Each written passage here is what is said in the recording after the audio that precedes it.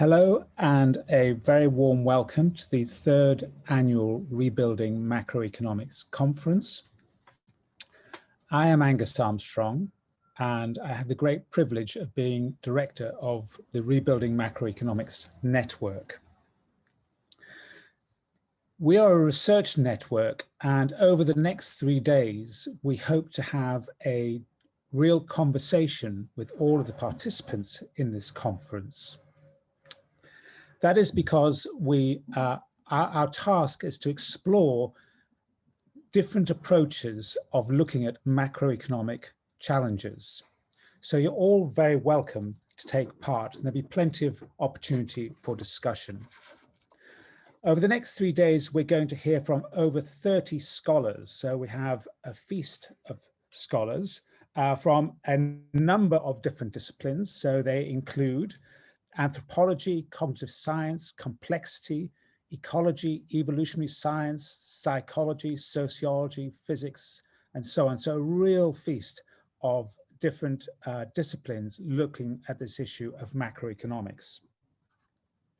And I'm also delighted to say we are joined by 4 policymakers who are really at the very top of policy making to hear what they think are the most important priorities for macroeconomists and macroeconomics to be considering. So that's how we've set it up. And as I say, we hope very much you can take part in those conversations. Just a word about who we are. So Rebuilding Macroeconomics is a large investment by the Economic and Social Research Council, one of the 7 research councils under UKRI. And we were set up in 2017 as a 4-year project. So we have about 9 months left to run, tasked with answering 2 questions. First of all, is there a monoculture in how we approach macroeconomics? In other words, a single way of doing things in terms of how we look at preferences, how we look at behavior, how we look at institutions.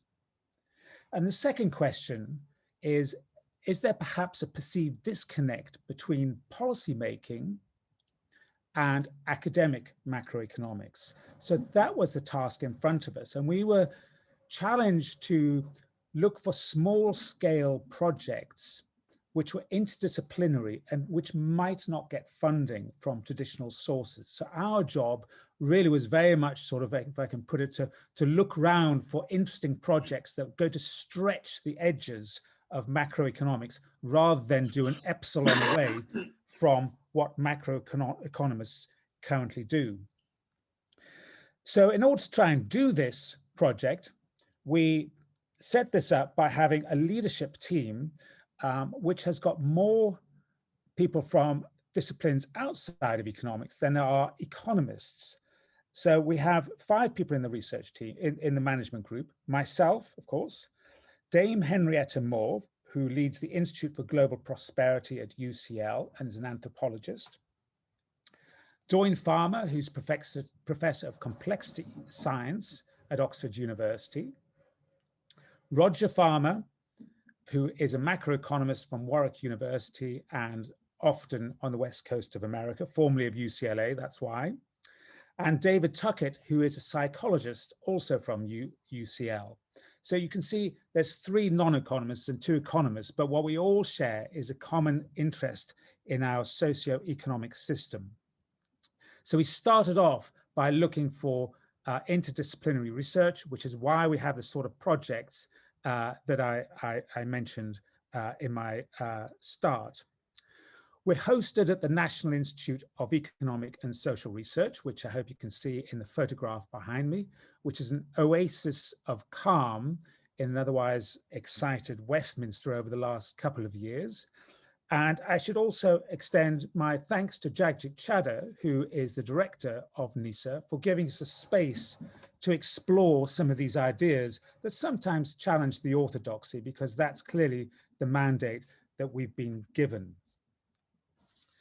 Now, the next steps and what we're hoping to get out of this conference, from this conversation, is as we're entering the final stages of our research grant, which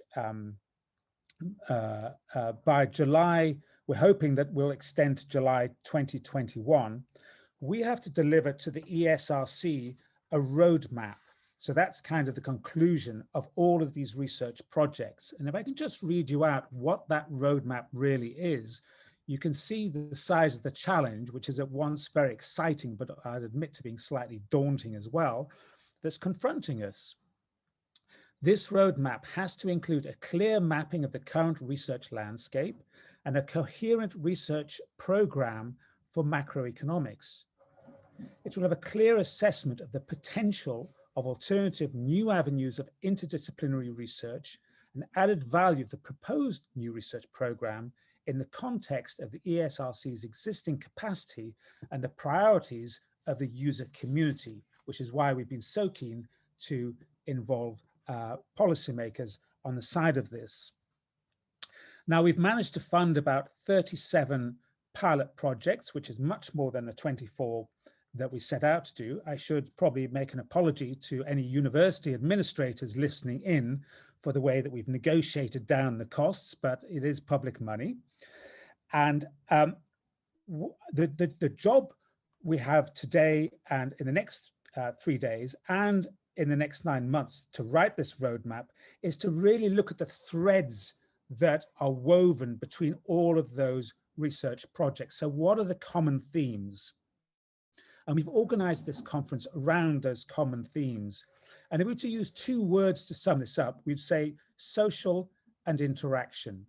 Now, this may seem slightly bizarre to non-economists, but the way that we tend to approach macroeconomics is a large part people have kept separate from each other rather than interacting.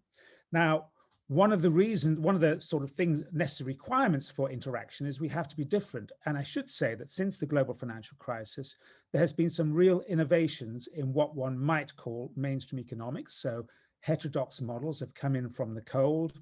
We've got some progress in macroeconometrics to try and address some of the issues that were raised back in the 1970s around aggregation.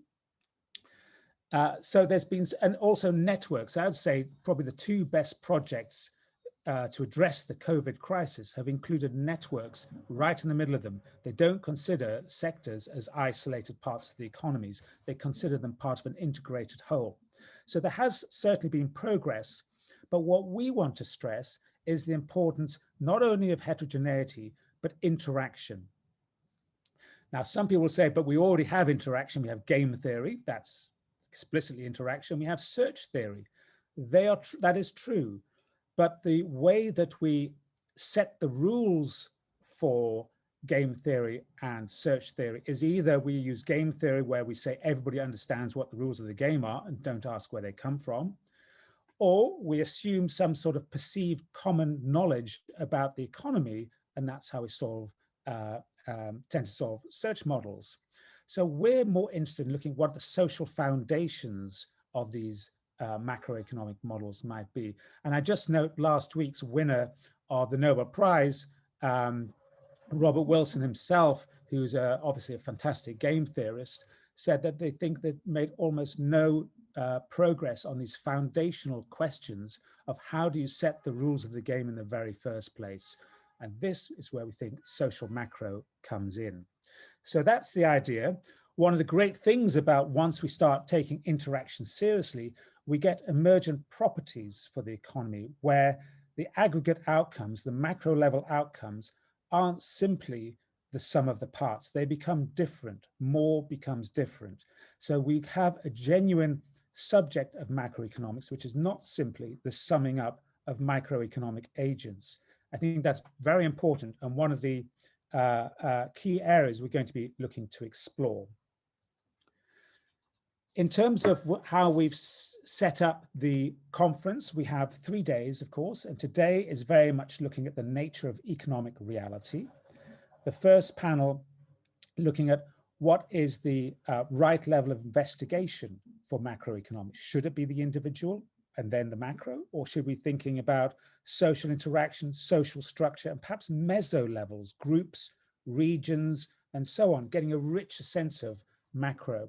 And then once we allow for a social structure, of course, the social structure is never static in any biological system. And this is where contests between competition and cooperation, so fundamental in our lives, leads to evolution and changing behavior. And we have a great panel of evolutionary experts. Tomorrow, it's very much looking at methods of analysis, where we'll be considering as this system changes and evolves over time, we get what some people call radical or fundamental uncertainty, i.e. things that can't be reduced to a probability distribution. It's the only way of really getting at this. What progress can we really start to make in this area? And many of the tools of analysis, although we use the word social, computer simulations are very powerful ways of getting some of these issues. And be looking at disequilibrium models, instability models, from ecology to complexity theory. So that's day 2, methods of analysis. And on day 3, we're looking at ourselves. We're looking at the field of macroeconomics to try and answer the question that the ESRC posed about a perceived disconnect. So we're looking at cultures of expertise, the sort of incentive structures, research frameworks, set up the way that knowledge is passed from academia into policymaking institutions, whether it reflects our democracies. So a very much a genuine debate there, and also listening to the younger scholars, next generation of scholars, what they're hoping for macroeconomics, all of which will be laced with introductory remarks from people from the policymaking community about what they expect. I think it was Albert Hirschman who wrote the book about voice and exit. So we have a choice. We either can have a proper dialogue with those in policy, or we become excluded. And that's why we've taken the decision to start each day with listening to policymakers, first of all from this government, but also from the Bank of England and from the Government Economic Service and from the official opposition, to find out different views and how they see our priorities. So with those opening remarks, I'm now going to introduce our first speaker, who I'm absolutely delighted to welcome, and was also our speaker at our launch, Mr. Jesse Norman, who is the Financial Secretary to the Treasury, but he is also much more. He's Conservative MP for Herefordshire. And I should say, what's very impressive, if you look at the size of his majorities, they get bigger and bigger, which is a testament to his local constituency work, which of course is a crucial part of the job. He's also author and has written a great book, which I think must have been published last year, perhaps the year before, I believe, 2018, on Adam Smith, which is highly recommended, for a view which says that the Conservatives who think Adam Smith is their patron saint have got it wrong, and the people who think that Adam Smith was all about social integration have also got it wrong. And it's actually a much more nuanced view of the founder of our subject. Jesse has many other characteristics and traits, which, rather than spoiling them, I'm going to pass straight over to you, Jesse, who is going to speak to us about the macroeconomic questions for today and tomorrow. So over to you, Jesse, and thank you very much indeed for joining us. Well, thank you very much indeed, Angus, and welcome to everyone. And what a fantastic intergalactic banquet of joy you have laid out for us over the next few days. And I take my hat off to you and to the Rebuilding Macro program and to NISA for hosting. And I thank everyone who's joined this seminar, because of course one of the great lessons of this discussion is that no man is an island and no woman either, and we give to each other by our participation. That's, I think, a great economic lesson as well as a social lesson. Like no one can survive an introduction like the one Angus has just given me. But I would say one thing, and I say it for a reason, which is actually Dr. Norman, Angus. And the reason I mention it is the only context in which I will ever use that appellation is when in speaking in an academic one. And so I say that in order to flag a slight distinction, because I am not going to be speaking to you today as the Financial Secretary to the Treasury, which is my day job, although I'll try and draw a little bit on that experience, which involves thinking about tax policy and being accountable for the revenue and customs, but also thinking about infrastructure strategy for the country over the longer term. I'm going to draw on that material, but I'm not going to speak as a Treasury Minister. And For that reason, please don't take anything I say as Treasury writ rather than my own personal thinking. But I will try and think slightly more widely, slightly more outside the box, in the spirit of the program that you've so brilliantly been leading with your colleagues, Angus, and also try to draw my own experience as having taught philosophy for several years in an academic context, as well as by thinking about Adam Smith. So that is the context. If I may, I'm going to do something which is probably going to fail entirely, but add this, try and split screen and use a PowerPoint slide pack just to shape my remarks. And if I've got that right, that should be screen sharing now. And I'm now going to try and bring it up to there. And you'll see from that, I hope, ladies and gentlemen, that Angus has stiffed me with the topic key macro questions of today, and tomorrow his choice, not mine. But I'm delighted to talk to those questions and those issues. And let me start by just saying that I think all would concede that we are, in terms of the traditional tools of our trade, in fiscal and monetary outer space. Now, I don't see there are any limits to outer space, at least not in the theoretical world that we're discussing, but we are in places uncharted, terra incognita, or what sometimes used to be referred to as terra australis, without any disrespect to our Antipodean friends. But as Andy Haldane brilliantly pointed out last week in his talk to the OECD, there are real signs of progress, and we see those.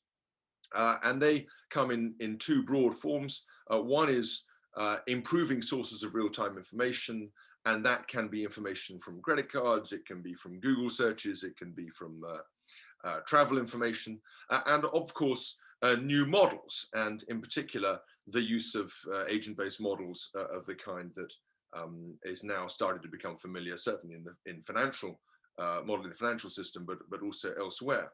And I think that that's quite interesting, because in a way there is a kind of flow of movement, a flow of thought, and that is from the financial economy, so often considered somehow external to the macroeconomy, goodness knows why, especially in Britain since it's so dominant, but a flow of information and practice into thinking about the macroeconomy, and ultimately I would like to suggest ending up in thinking within government circles. And of course, I'd like that in a way to be the other way around. I'd like it to come straight into government. We're sometimes a little slower than some of the people actually directly operating in markets are, but we seek to learn from them. And we've been very, very heavily drawing on those sources of real-time information during the COVID crisis. And I hope you've seen some of the expertise that has generated within the Treasury reflected in the programs that we've put out in the last few months to fight the effects of the pandemic and to support people and, of course, their businesses and jobs. And what is interesting is there's a bit of a grace note, a connoisseurial point, but I think interesting nonetheless, is that is having an effect in transforming government itself, and in particular in transforming the revenue and customs, for which I'm responsible. And we are seeing that entity move at considerable speed from being a traditional tax authority of a kind that's fairly recognizable and well understood to being more of a resilience agency, and even in due course potentially, given the plans that we're making to digitize the tax system and to use information technology to improve the wider structure of our tax administration, even to become a productivity agency as we give a nudge to businesses, particularly the lower productive long tail of smaller businesses in the economy, to digitize themselves in reaction to a need to pay tax, VAT, or as it may be, income tax, in due course, corporation tax. And we hope that that nudge will then transfer itself into a wider take-up, a wider awareness of the benefits of digital technology, getting them over that hump of activation energy required to get moving, and then hopefully using that expertise and that familiarity in the work that they do outside just paying their taxes. So that's some of the things that one sees in terms of the effects of the COVID crisis today, and sets the context for the kind of remarks I want to make. But if we were going to move to a slightly more direct concern, and this rather mirrors the points that Angus was making earlier, I think it's fair to say, I don't think many people would really concede that macroeconomics is too focused on what might be termed a Walrasian, a Walrasian formalism. And this was beautifully summed up by Amartya Sen in a quote that's, I think, become fairly canonical over the last few years, where he described the profession's a kind of relentless yearning, as I would characterize it, for accuracy, the accuracy of answers to well-defined questions posed with pre-selected assumptions. Now, I don't mean, by using that slightly prejudicial language of Amartya's, I don't mean to suggest for a second that what has been achieved is not in its own way hugely valuable. It patently is. And the power of a lot of the thought that's occurred in this area over decades is, I think, undeniable. But it's also, I think, fair to say, and I hope you'll share my view, that it is intellectually suspect in key areas. And there we might think of such areas as choice, preferences, agents, aggregation, distributional effects. We don't really, I would suggest, and I'm not a technical economist, so I'm relying on the what you might call the epistemology of testimony for this, but we don't really have well-fitting theories that allow for dynamic preferences as between agents in relation to each other, aggregation of individual demand, the distributional effects coming from therefrom. And therefore, I would suggest, slightly building on what some of Angus has said, that we don't really have intellectually a robust, or even anything really approaching a robust understanding of interaction and its many different effects across an economy. And I think that's a very important fact. I mean, take a parallel from the philosophy of language. For many years, there was this kind of obsession with words within the philosophy of language. In the pre-modern era, and then it kind of arrived as though a lightning bolt that actually the unit of meaning in language is the sentence rather than the individual word. Now, if you try to characterize what a word is, you can do so quite successfully in many ways. Look at Johnson's dictionary, look at the Oxford English Dictionary, but you can't characterize it in any comprehensive way outside its relationship to other words within sentences. And it's the sentence that's the unit of meaning. And I want to suggest, in that sense, it's the agent as interacting, as interlocking with other agents, as in what you might call community, that is the unit of economic meaning. And I think that's quite a pregnant and interesting way of thinking about this. We want to get away from what Wittgenstein would have referred to as an Augustinian idea of words, just trying to names for things or single words operating in themselves. I think we want to do something similar in economics and its related subjects. So those are the kinds of problems that I think this wider general equilibrium formalistic approach is prone to. Let's just push on a little bit, if I may, and see what Adam Smith would have said in reaction to this. And Smith has a marvelous line, as you may know. He says, nobody ever saw a dog make a fair and deliberate exchange of one bone for another with another dog. Nobody ever saw one animal by its gestures and natural cries signify to another, this is mine, that's yours. I am willing to give you this for that. But man has almost constant occasion for the help of his brethren.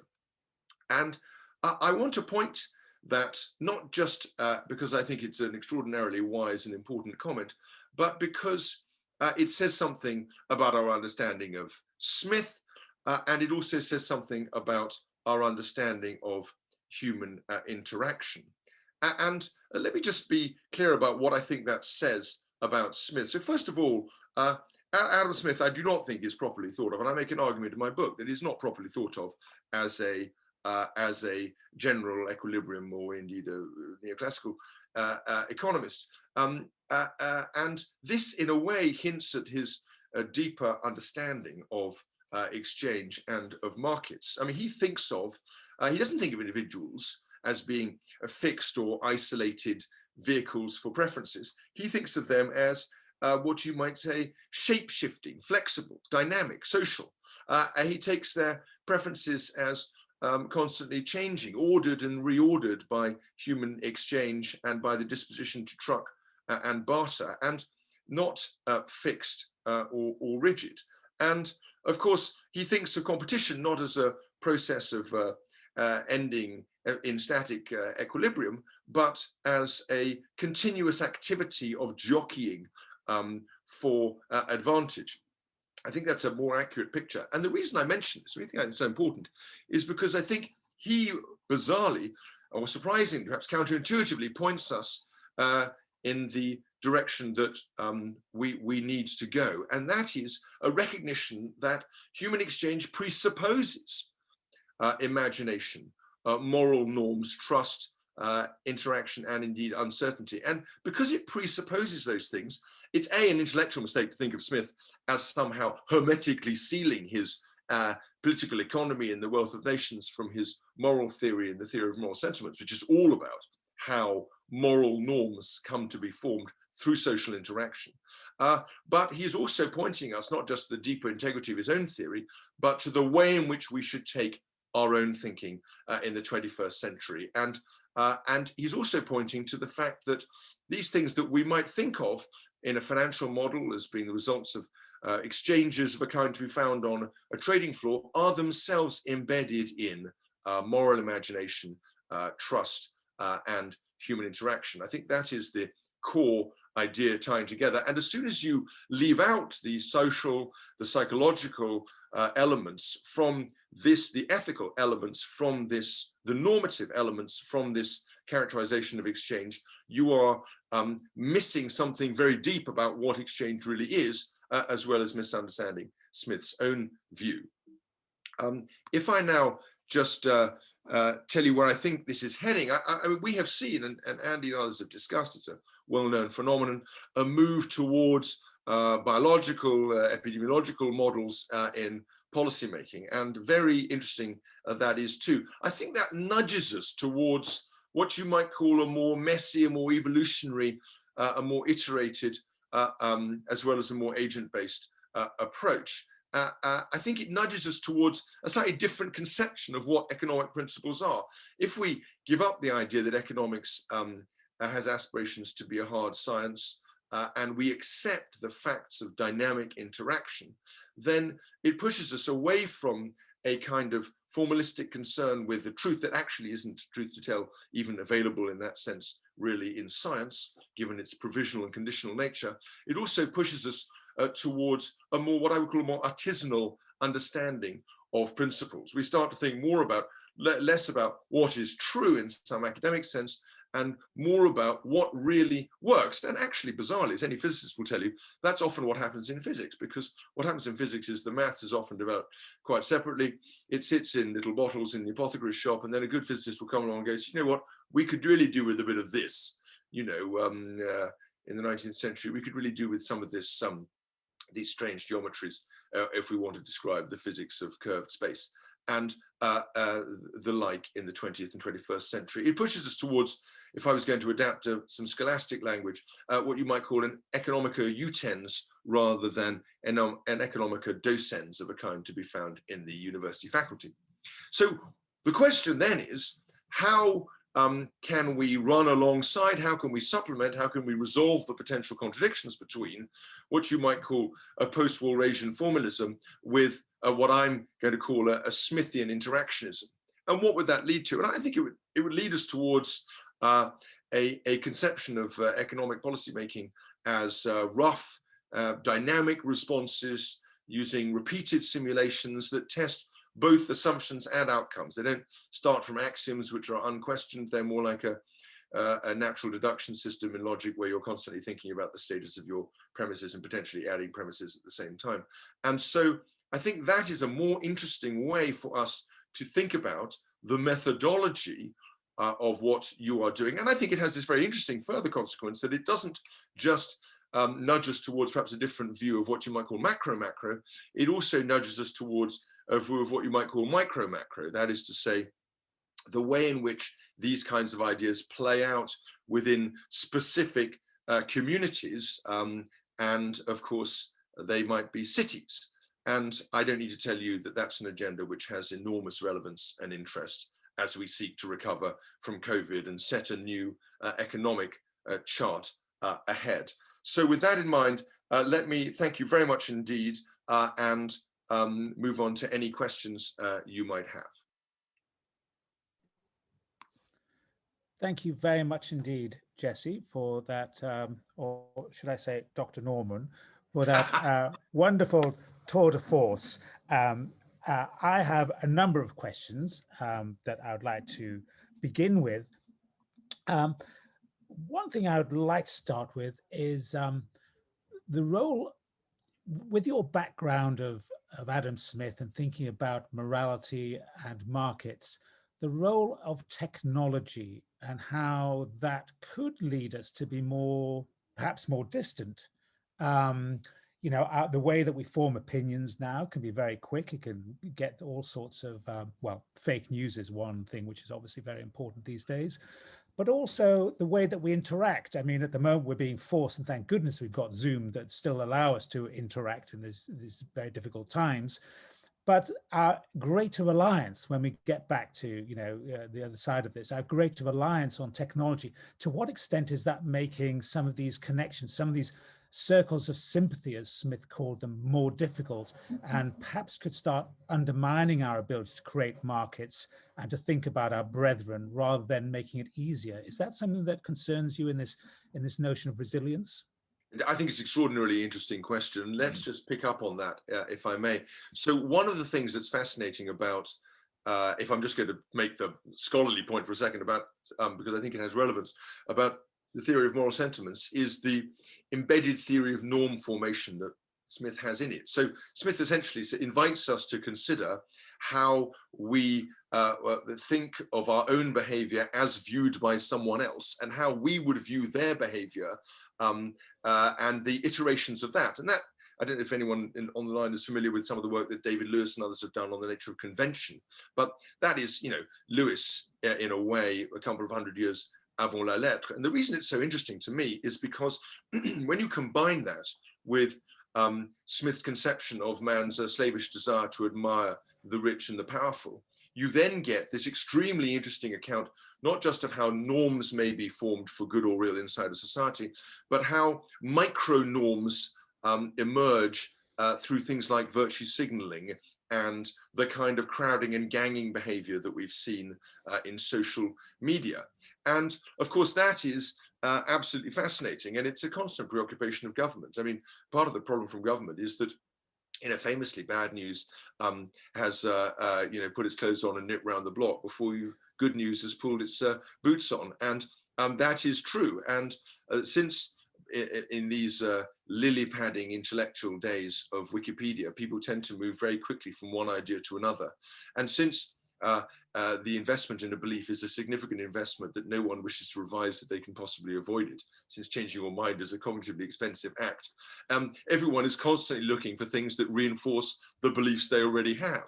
And that itself, I think, raises huge challenges for economics, understanding the embedded forms of people's behavior and what would change them, but it also makes a huge difference to how we should think about the wider context of political economy in which these policies have to find for not merely be formulated, but also be accepted.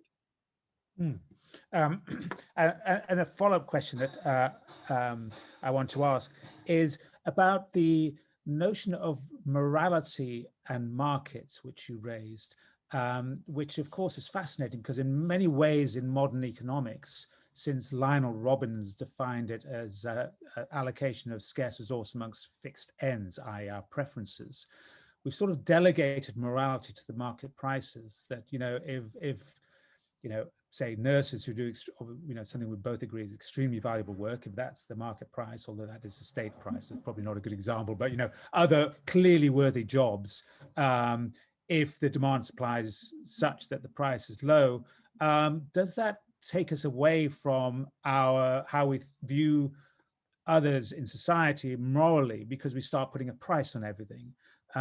So extremely rich people, the great Jeff Bezos, approaching $1 trillion wealth and so on, that we start losing our morality the more that we ascribe market prices as being the moral judges, the single moral judges of outcomes, rather than having some notion of contribution being the more important aspect. Is this something that sort of concerns you as we move towards technology, but more and more market-based only economies? I'm thinking here about the Green Book, ways we can influence human behavior indirectly to get people to think, find other ways of valuing inputs and outputs other than just cost-benefit analysis.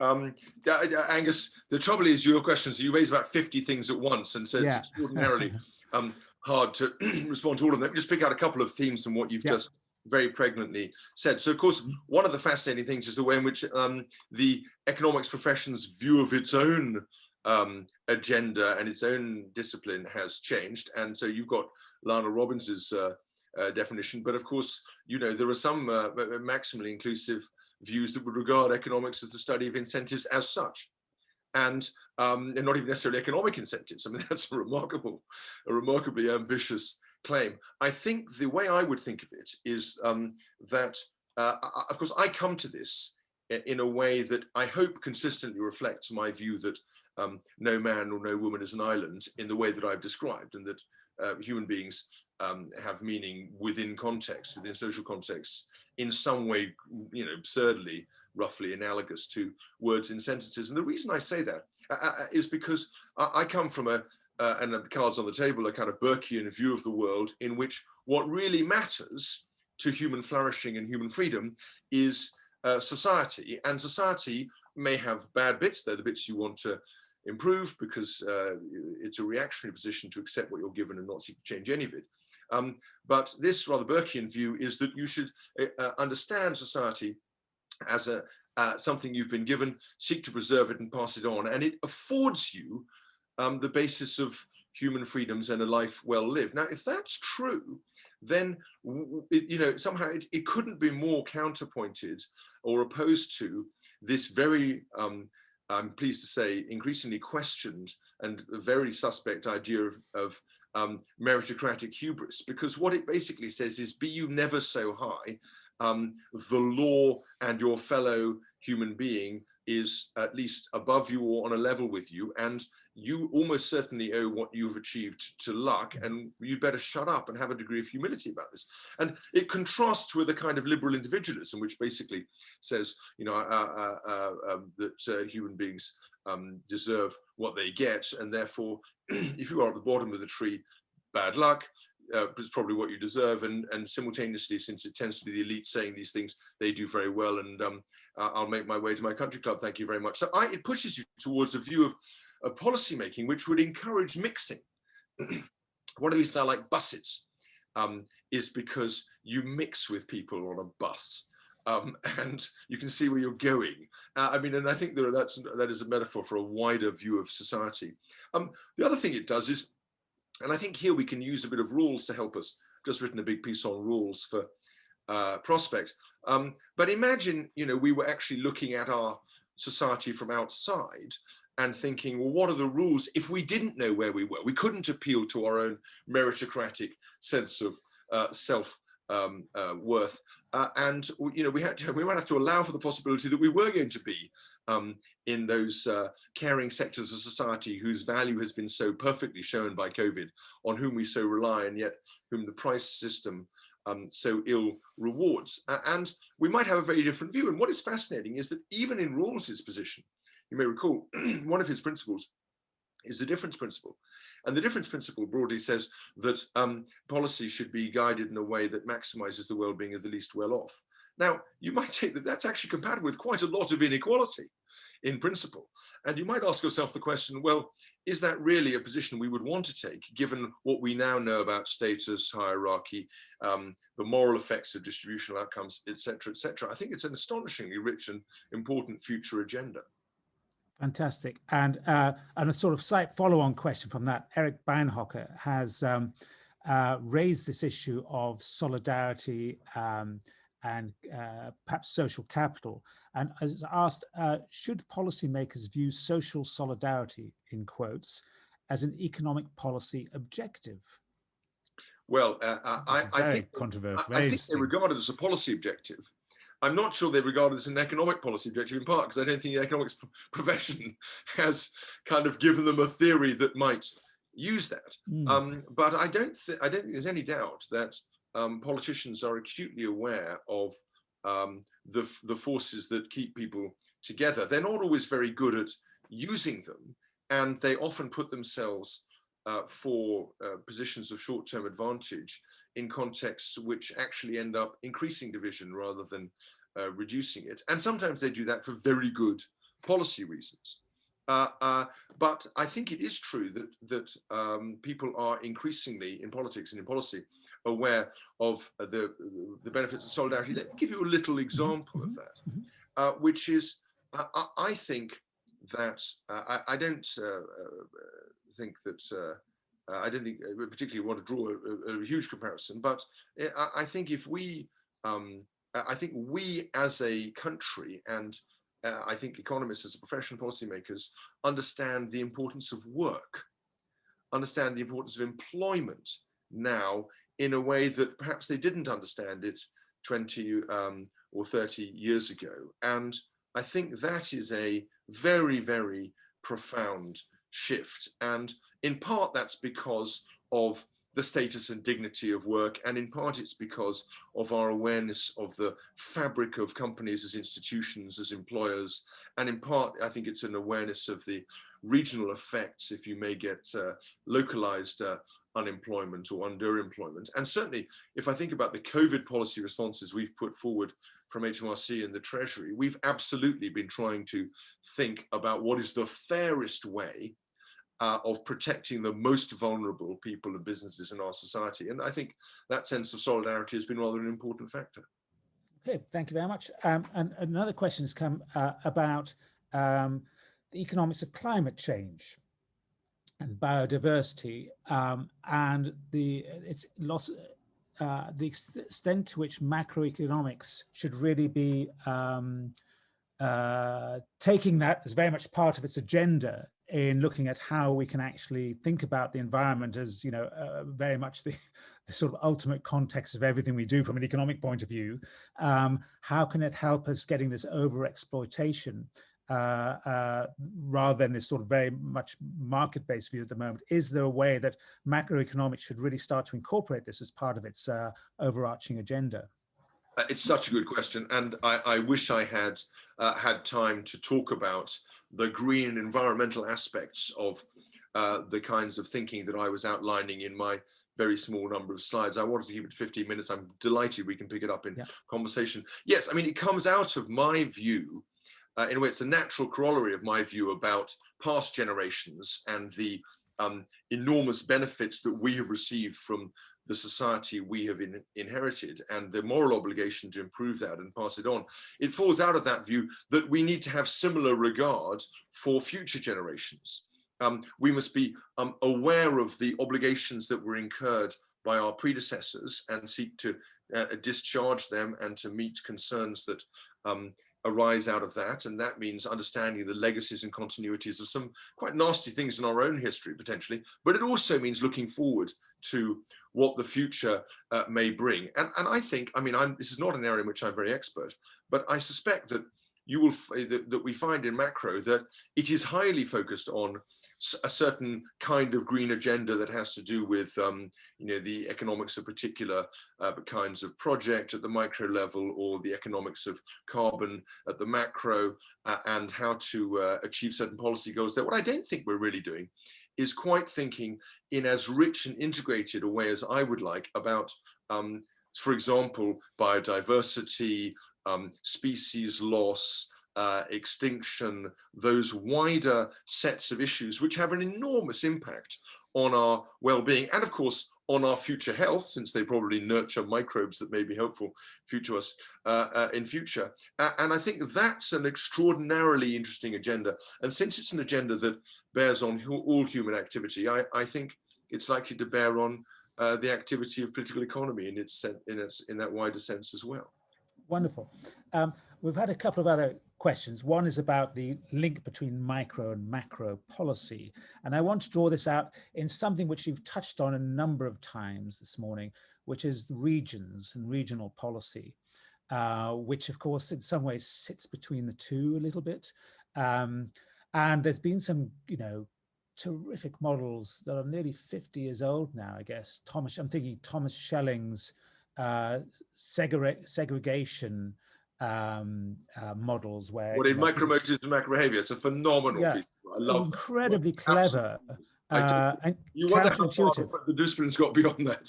Yeah, and yet here we are with clearly parts of the United Kingdom making great progress and other parts, frankly, struggling relatively, and the extent to which you think that we're making progress, or the economists are coming out with the right sort of ways of exploring regional policy. Do you think there's more needs to be done, or I think we're getting there?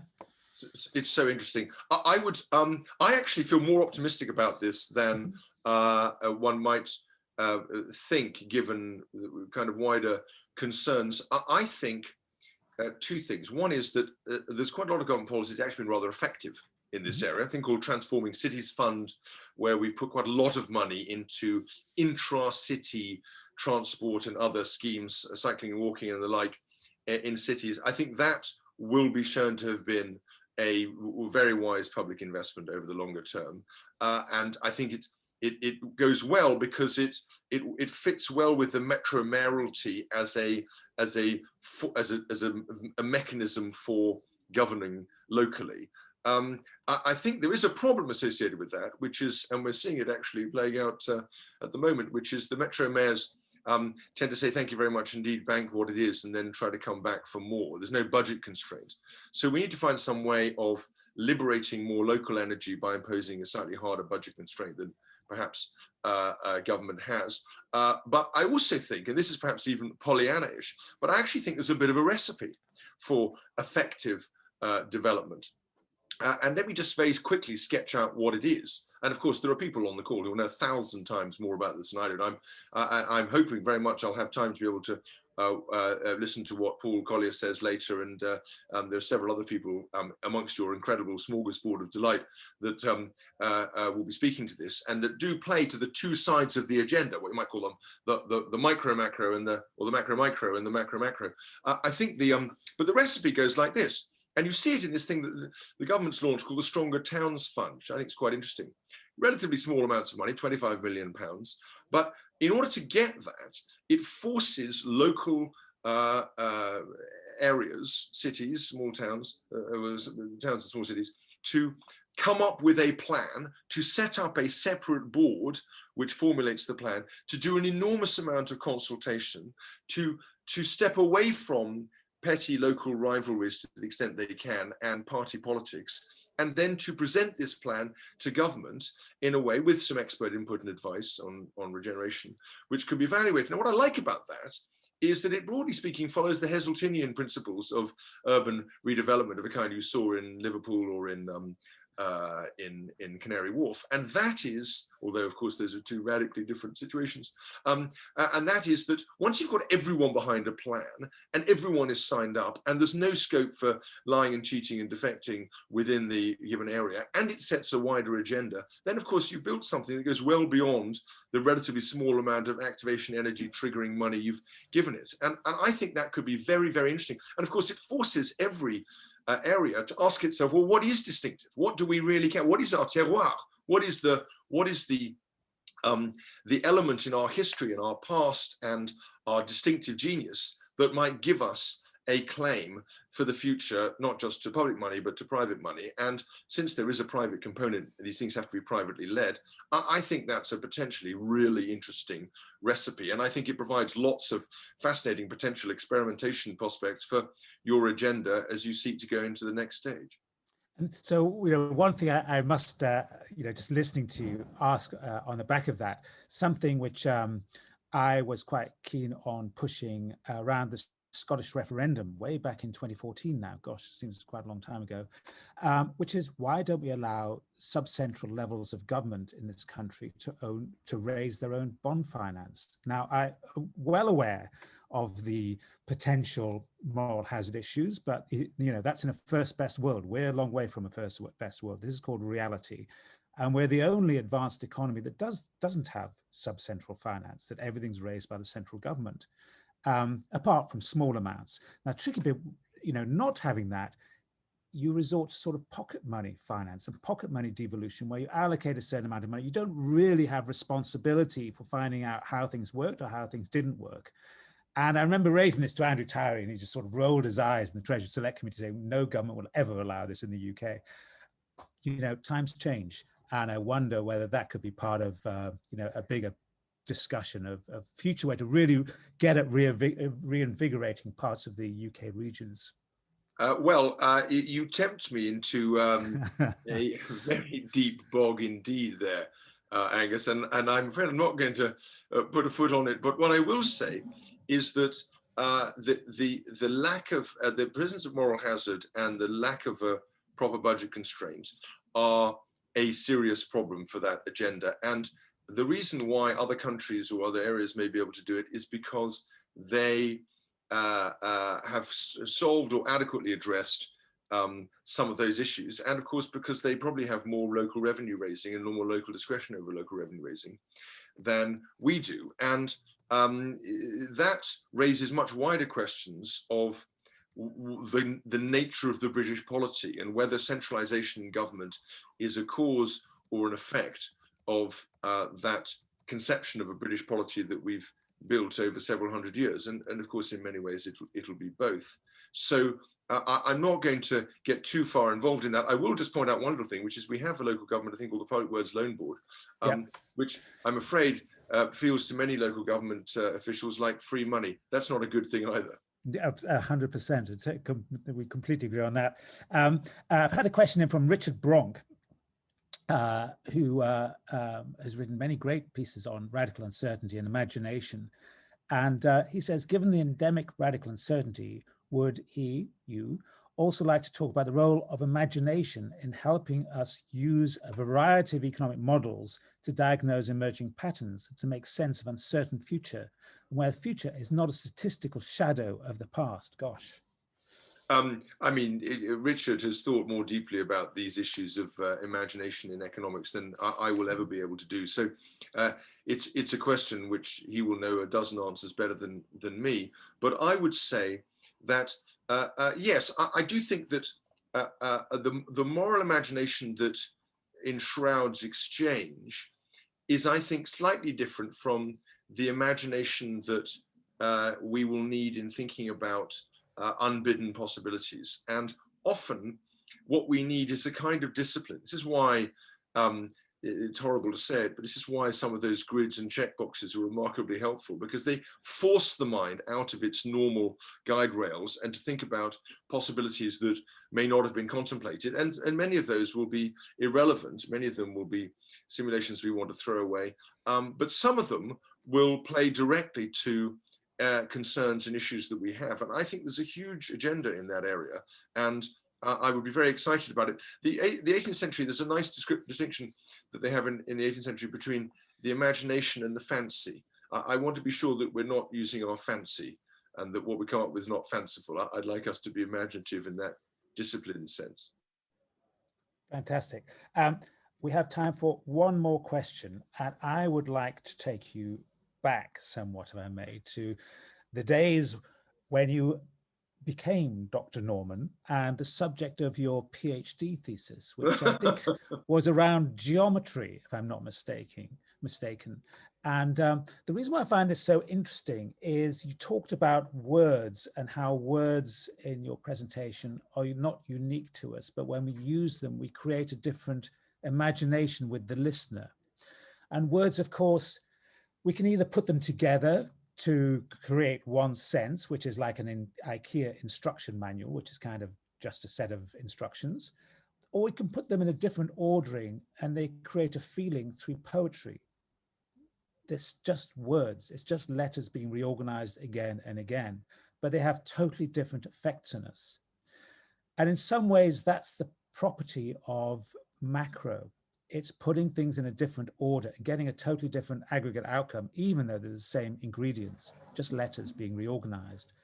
And I wondered, going back to your dissertation, your thesis on geometry, whether this is really outside of anything Euclidean, whether this is just a whole different scientific paradigm, or did your thinking actually have scope for these sort of ideas? Were there inklings then already of this greater world out there? I mean, where to begin on that question, Angus? You've committed the egregious faux pas of inviting me to talk about the philosophy of mathematics in a public context, which I never do. Nothing could be further removed from the world of politics. Yeah, no. So you've been rather elusive. So let me just say very quickly, my thesis, my PhD was on reasoning, visual reasoning in geometry, in particular Euclidean geometry. And one of the arguments I was making was that there's a way of thinking about reasoning with diagrams which can give it enough of the formal properties of a system for it to confer justification and ultimately play a role in proof, while giving us an account of human reasoning that does not rely on sentences in a logical language. Because there's a kind of logicist reduction which says whenever you do some thinking, whatever you think you're thinking, what's really happening is a computer is just spooling through sentences in a logical language in the background. And that's a view that I think is hopelessly wrong. But you can, although you can, there's no limits to what you can in principle represent if you're sufficiently ingenious in a logical language. Actually, there are limits in principle, but we won't go into those. Wonderful. So the point just to get back to the point you're making, one of the things that does point you towards is the question of whether you can combine formal properties for purposes of logically conclusive proof with the heuristic properties and the shadows that go with a visual representation. It might be a diagram, it might be a word. Now, of course, a word carries with it an indefinite array of linguistic potential meanings. And the best person for thinking about this in history, in my experience, is the American philosopher Peirce, the great semiotician, who writes about the interpretants. So sentences, these signifiers have interpretants that await a future reflective, as it were, engagement to determine or to have their meaning. Some future mind will find their meaning. Now, that I think is a much more interesting, philosophically interesting place for an ever-expanding intellectual agenda in political economy, in rethinking macro, in tying together these subjects, because it suggests that whatever point of arrest you have received in your current thinking or achieved in your current thinking is itself merely an arrest which imposes some logical weaknesses, but lays the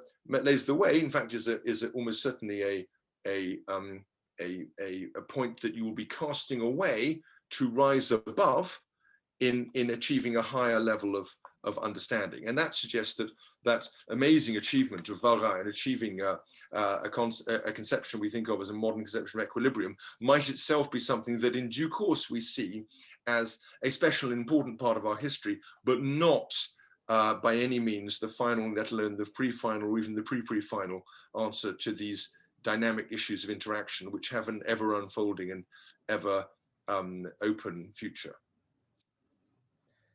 Jesse, there's a lot of congruence there with what we're trying to achieve with social macroeconomics. That was a superb introduction to the conference. Thank you very much indeed for your generous time. It's very much appreciated. And we will stay in touch with you, of course.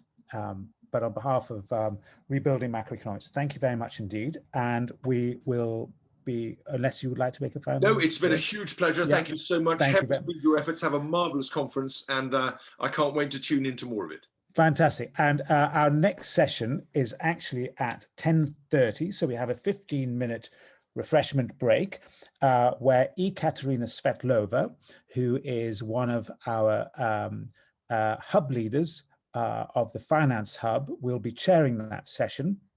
So that'll be in 15 minutes, and it's going to be on levels of analysis and social interactions in a socially structured and organized society. So please join us in 15 minutes at 10:30, and we'll start again with our first panel.